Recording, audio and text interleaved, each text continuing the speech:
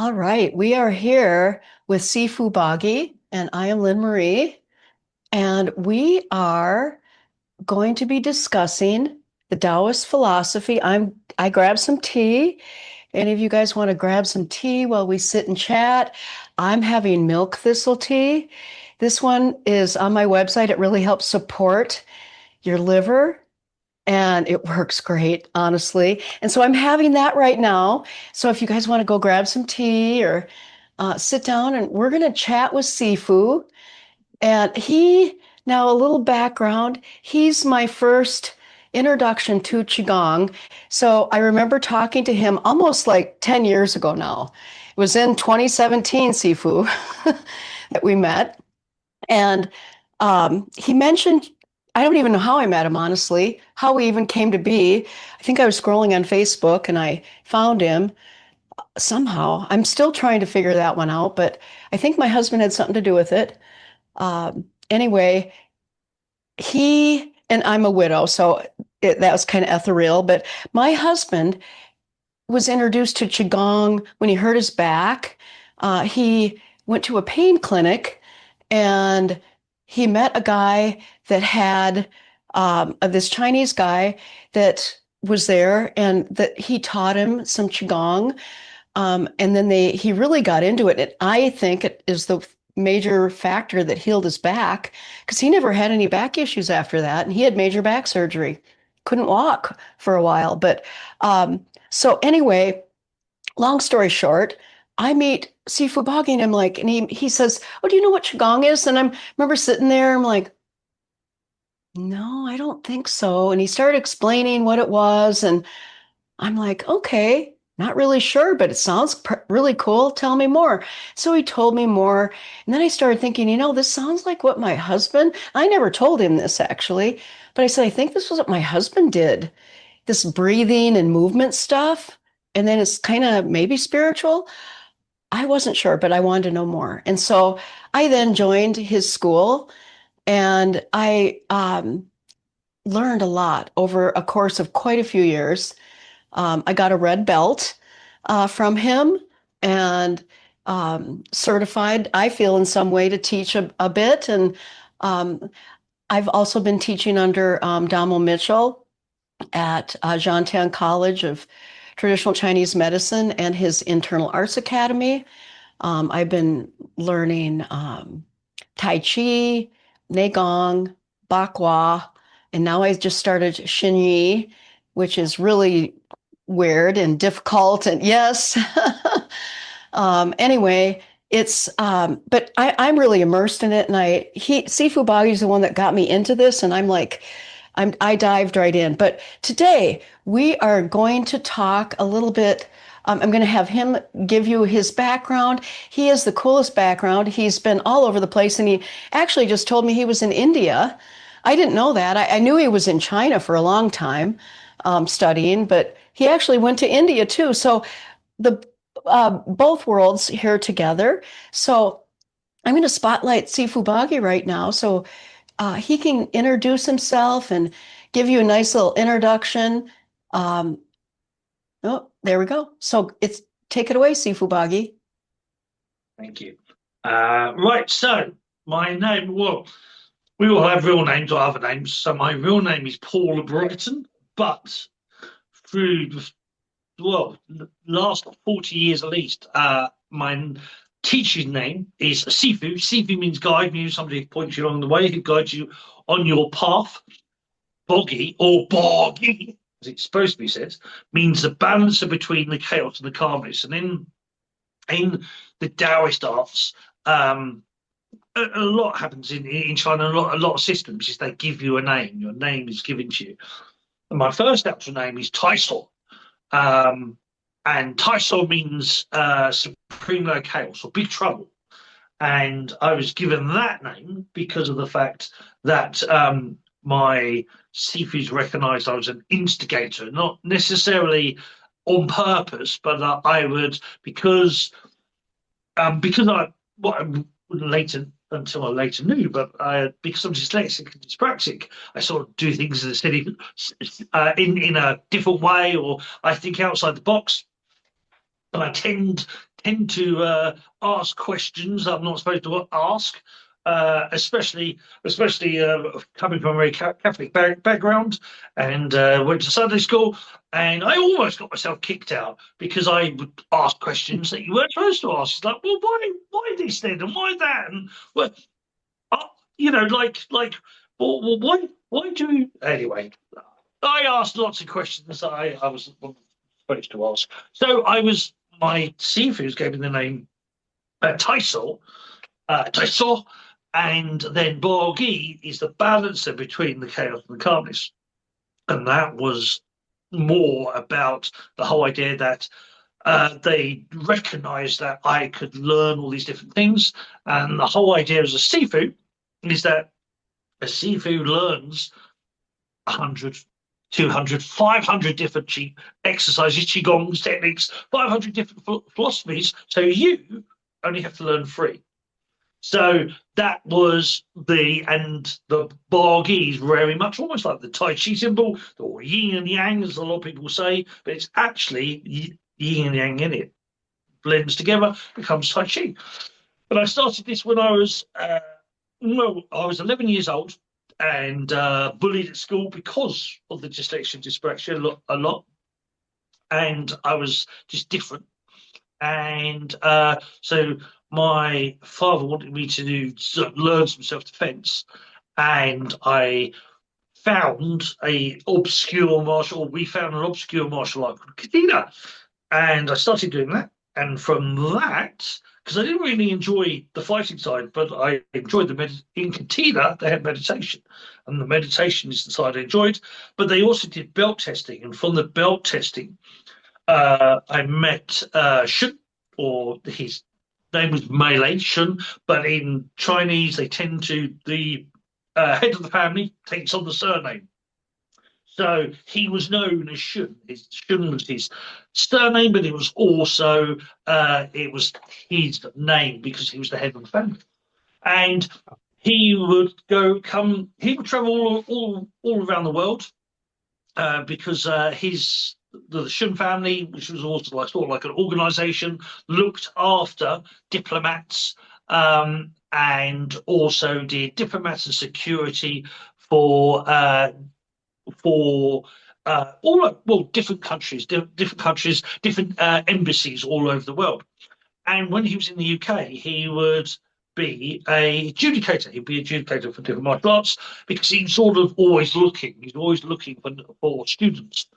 And he basically, I was going for a belt, and he did the adjudication, and then he spoke to me, but then he spoke to my dad and asked if he could teach me, and it started there. So it started just about 2 months before my 12th birthday, really. So, but it started when I was 11, and we started in.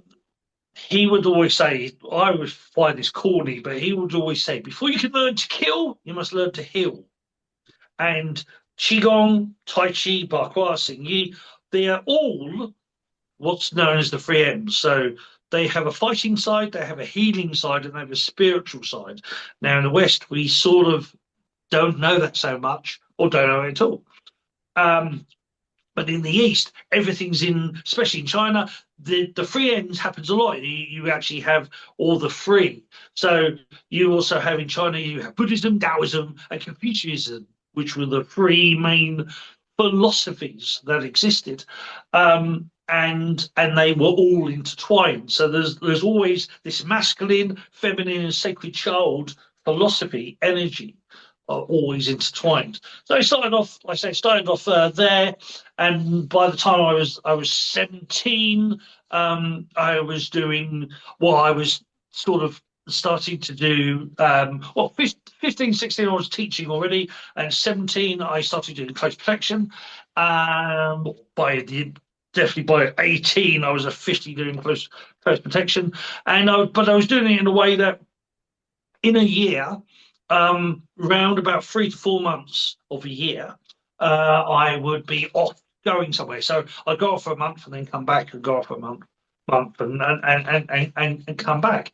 And so the whole idea, or like me being in China, I went to China, Japan, Korea, a little bit, or South Korea, Thailand, Philippines, Vietnam, Malaysia, then also going into Russia, good a fair bit in Russia, and also on that side, so Russia, where was it? There's a few different locations. But sometimes it was close protection, sometimes it was actually being taught, and sometimes it was teaching, because Shinpo also taught military, different military organizations, and what they would teach was like a move, a particular move. So my speciality was Qina. So Qina means grappling techniques to holds, but the fighting side is grappling and holds. The healing side is massage, and then the meditational side is activating spiritual awakening. So it's all intertwined. So you do it one Just a way, layer, just comes layers one. of it, right? Yeah. Yeah. And that's the biggest thing, the biggest understanding is like it's like you like you said the very important thing that your husband done it for his back and it helps his back. Qigong is massage, is actually internal massage. It's you massaging yourself. We see it as an exercise, but it's actually the manipulation and moving is actually massaging your internal organs in your body. And the biggest thing of Qigong is breath work. But there's a little, or what I like to always sort of try to remind people, like people say, which is better, Tai Chi or Qigong? Well, Qigong is music. Tai Chi, Ba Kwa, Xing Yi, Xian Zhong, these are styles of music. So let's say that Tai Chi is classical music. So you saying which is better, Tai Chi or Qigong, it's like saying which is better, classical music or music. Well, one is the other. So it's a bit of an oxymoron. They're actually all intertwined. And the thing with Qigong, I can teach you Qigong in 5 minutes. I can teach you Qigongs in 5 minutes. Tai Chi takes a lot longer. Bakwa takes a lot longer. Xingyi takes a lot longer. Xianzhong, they are more they're more integrated. There's more things inside. But Qigong an umbrella term, there's lots of different Qigongs, lots of different styles. And a Qigong can have different styles, just like a song. You could have one song and have a country version, then you could have a house version, you could have a rock and roll version, and you could have a hip hop version, all of that same song. You can do the same with a Qigong. So you'll have one exercise, like the first exercise I teach most people is twist the waist, which is standing still, turning the waist from side to side. Now, the Tai Chi version of twist the waist, they actually shift the weight from one side to the other. The Shaolin version, your legs are further out and you squat down, and so it forces your hips to be straight ahead. There's a moving version as well, and so on and so forth. So there's always different variations. My Sifu would always say, I show you one technique, I want you to show me three. I show you three techniques, I want you to show me eight. So there's always different ways to do even one thing. There's always something more you can learn. There's always another way you can do it. There's always another way it can be used. And I love that lead in, Sifu, because we live in a world where that internal thermostat that we have is set way too high. Everyone's in way too much stress, right? And we're seeing massive rise in people's nervous system issues, huge cortisol spikes. And Qigong actually helps your hormones. So what I'd like to ask you, in your Shundao system, you teach this song, and we talked a lot about it. He lives on this wonderful farm. He'd go out and he gives me little video clips, and I get to see this beautiful UK farmland that I want to go see so bad. But anyway, what I'd like you to do, he was telling me several different ways over the weekend of how to reach song. And so we're talking about a song. So it's a great introduction to what song really is. And song really is just a deep, active relaxation. And it's helped someone who is maybe stuck in fight or flight mode and feels like they can't turn off that. But Qigong can actually reset our nervous system. So I want you to tell us, if you can, Sifu, what maybe dive deep and explain this connection with that vagus nerve in our lower dantian that Qigong provides. Okay, so right, so song, or if you say it more, the Chinese way of saying it, or the original way of saying it, sung, sung, the little like gong sound in it, because Chinese is tonal. So this is why you can have one word meaning so many things because it's the way you say it. So song, sung, sung is about sinking, it's about relaxing, it's about letting go. But it goes into rooting, grounding, and centering in a way. But the biggest thing is where you're thinking and where you're breathing. So what do I mean by that? So the one of the Daoist poems is the way you breathe affects the way you think and feel. So if you breathe fast and erratic and shallow, meaning like the breath's up here, your thoughts are fast and erratic and shallow. Your actions are fast, erratic, and shallow.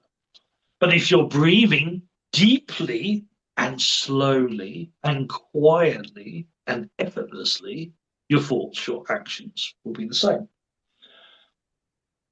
So the way you breathe affects the way you are and the way you think and the way you feel, which ironically is that Qigong means breath work, working with breath. When we work with the breath, we work with the mind, the body, the spirit. So the way, and this goes into, ironically, because I also, not just the East stuff, but I've studied epigenetics and quantum physics and NLP, which are all very, ironically, all very Taoist, or when you study them, you say, hold up, that's in this, that's in this system that's thousands of years old. How this is modern, like or quantum physics or epigenetics, but they're actually all interconnected. So the way you think and feel affects your physical health. We know this through epigenetics. So if your breath is more in the belly, and when we say like breathe from the belly, so how can you breathe from the belly?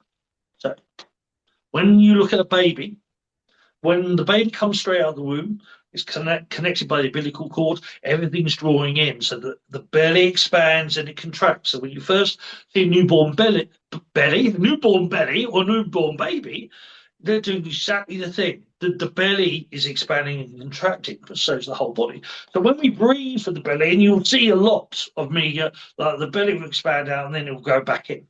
And in the Shaolin, even the Shaolin monks who look, very slim looking, a lot of them, they'll do what they call abdominal breathing, belly breathing. So breathing in, so pulling that belly out, draws the lungs fully out or fully down and expanding the lungs.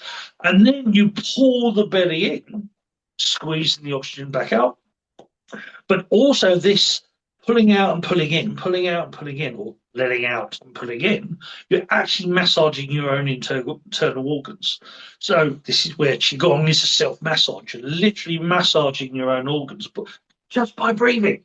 So breathing in, let the belly expand, breathing out, pulling the belly in. And so when you pull the belly in, it's a little bit of tension, just a little bit of the masculine, the yang. But when you're breathing in, you let the belly out and expand like you're giving birth. You're bringing in a baby. So like this is where some people say, oh, Tai Chi practitioners all got big bellies. It's like, yeah, because they're expanding their oxygen. They're expanding their ocean of chi. Their belly, the ocean of chi is indicated in the belly. So you're filling up the belly of chi. You're filling up that big belly. There is old my little friend, the mighty Buddha, and There you go. and the belly. So the belly is full of chi. It's all about the vitality. So that breathing in, let the belly expand, breathing out, pull that belly in.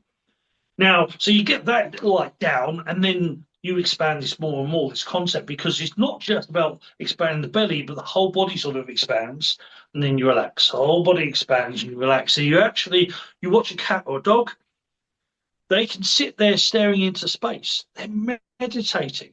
They're actually doing Qigong or Shengong.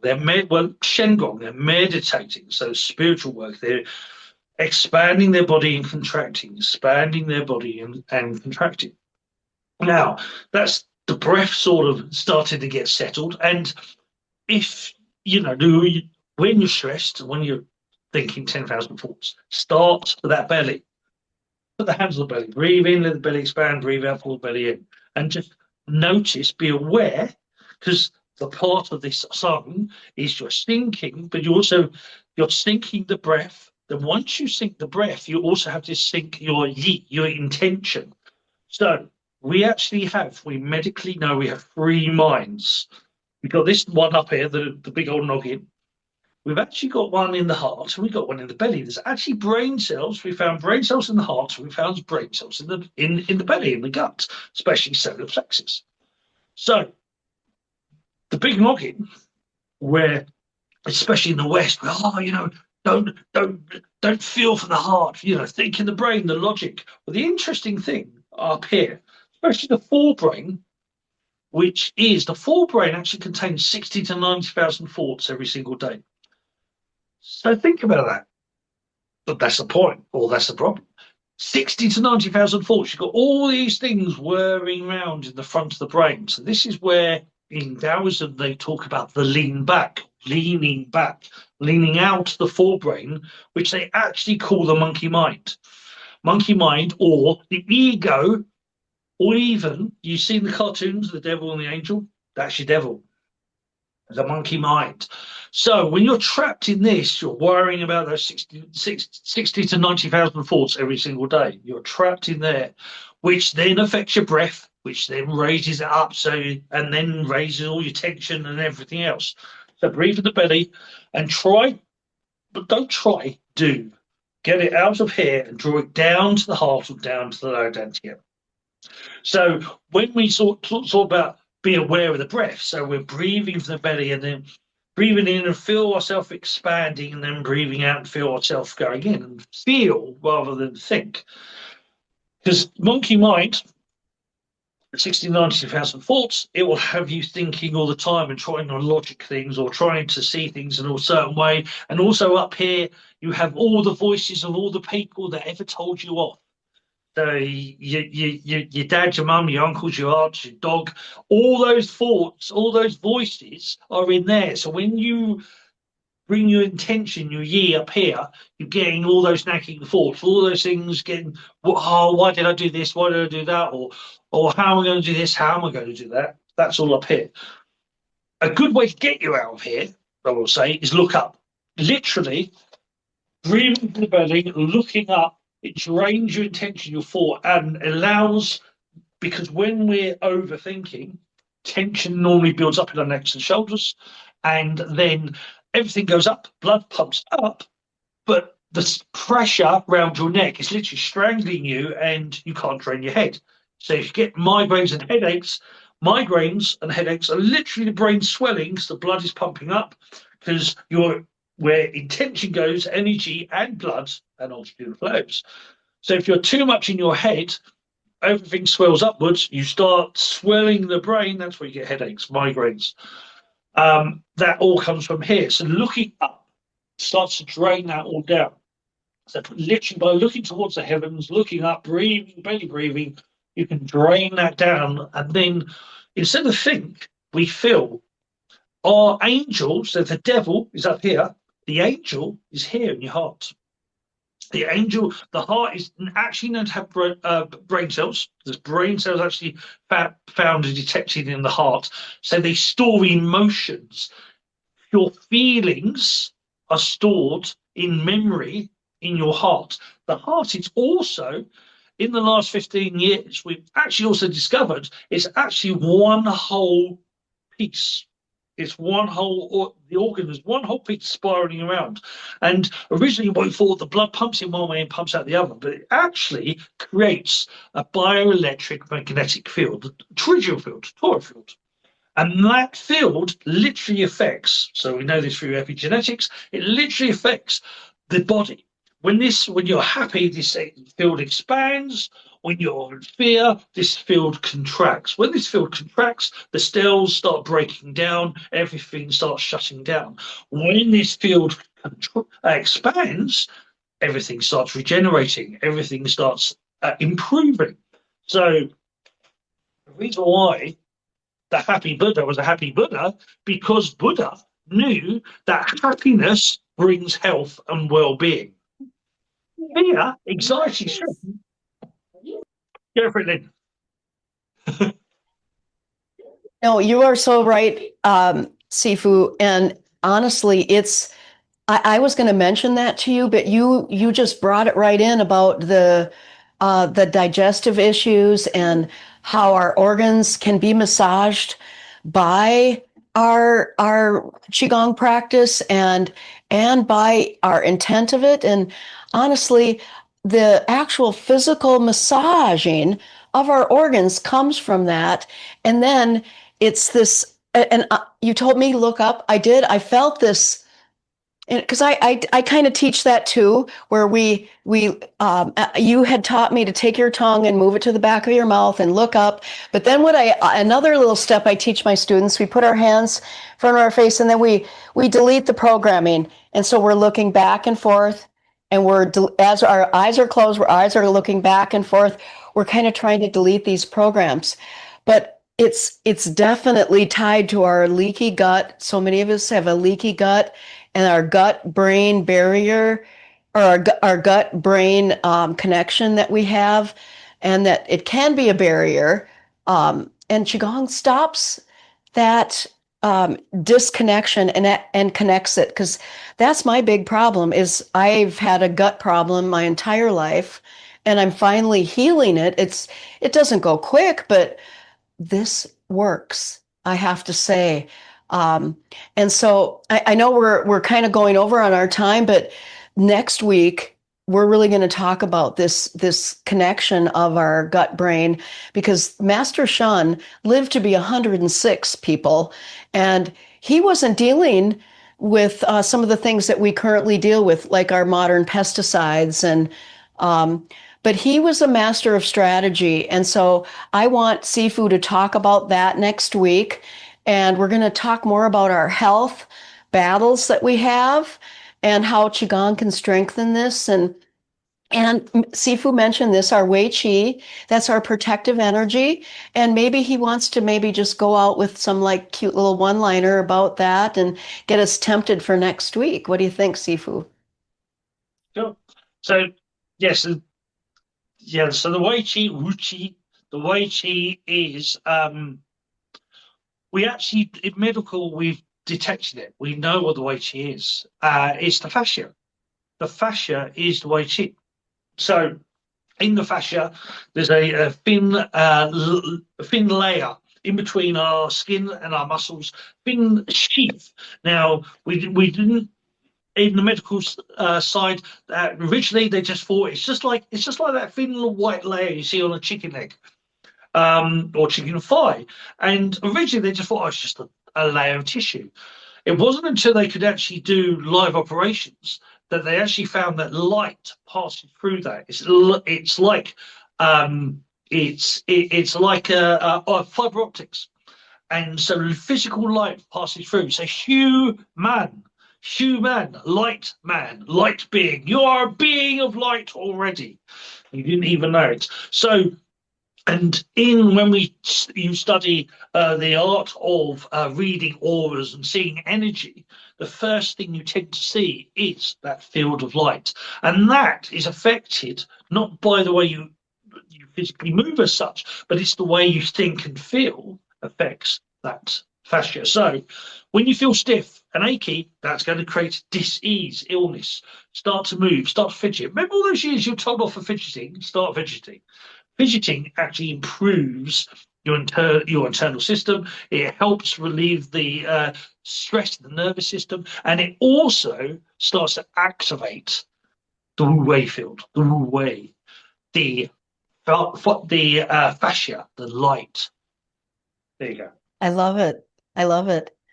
And it's so true, how that little bit of knowledge can spark our intention so that we pay more attention to those little tiny things in our body that Qigong can help improve. So thanks, Sifu. Um, and next week, we are going to be discussing a little bit more about Xian. He didn't even go into how cool this dude is, and he learned so much from Xian and Po. And honestly, I kind of want him to too. He went in a little bit about his youth, but my grandson has ADHD, and he's very high functioning.